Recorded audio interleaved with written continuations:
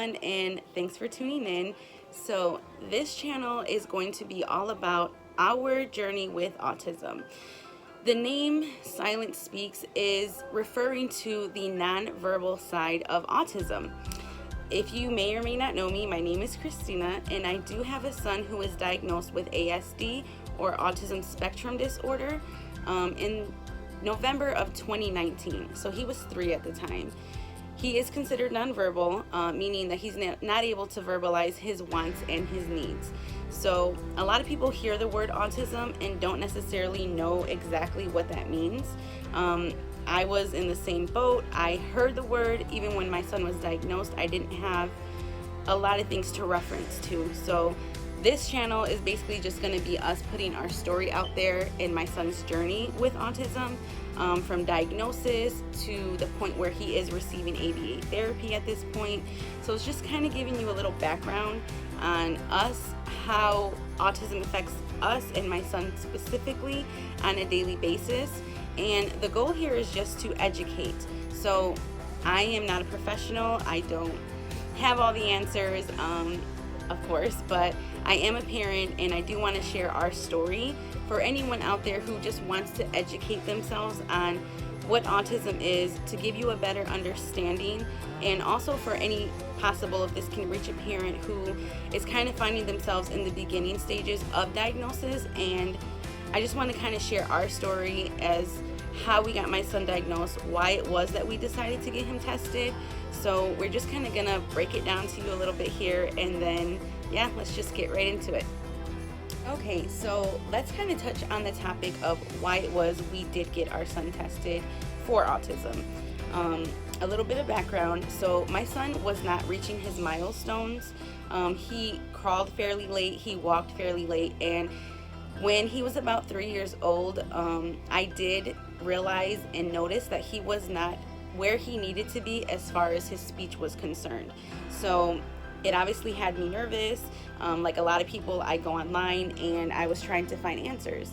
And some of the things that came up was just speech delay, but it did ultimately lead me to thinking that he was autistic, because a lot of that was coming up as well.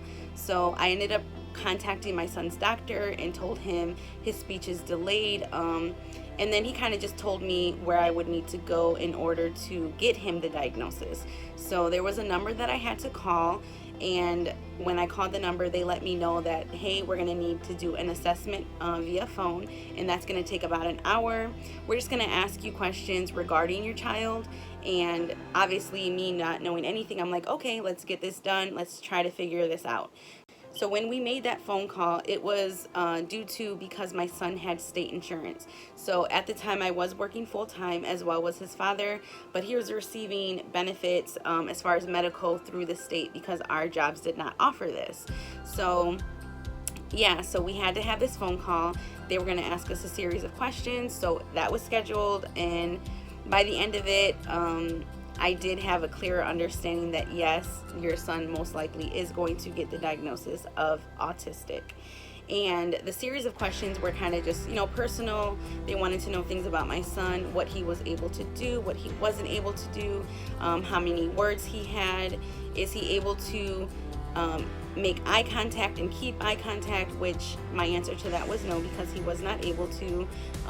Is he playful? Does he come to you? So they asked us a series of questions, and my son did a lot of things that was repetitive. So he was kind of on a week's basis kind of doing the same thing every day. So he would play with the same things. He would play in the same areas of the house.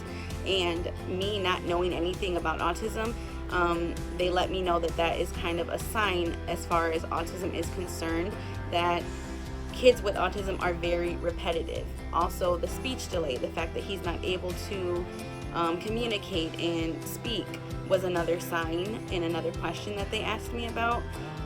So yeah, by the time we got off the phone, they let me know that yes, it does sound like your son should be tested for autism. So I'm like, okay, I still had high hopes. Obviously, it's not something that any parent wants to hear. It's not anything that someone is ready to accept at that point. So I was just putting my best foot forward, and I'm like, okay, what is our next step? So it turns out our next step was going to be an in-office evaluation. So my son was taken there by myself and his father, my spouse, significant other. So we did take him there, and when he received his assessment, they just kind of wanted to see how my son played, how he interacted, what his social behaviors were. And by the end of the day, we did have a diagnosis of ASD, Autism Spectrum Disorder. At that moment, it's not something that any parent, I believe, is ready to hear, though I thought I was prepared. It was a rough day. So at this point, we didn't have, like I said, much background. We didn't have a lot of information. So we were pretty much terrified. I tried my best just not to get too ahead of myself and stay positive, because there was a lot of resources. And along the way, we did have a support coordinator who was keeping in contact with us, who reached out and said, hey, this is where you're going to go for testing. I'm going to kind of be here to navigate any therapies or any resources that you need. So I was just trying to stay positive.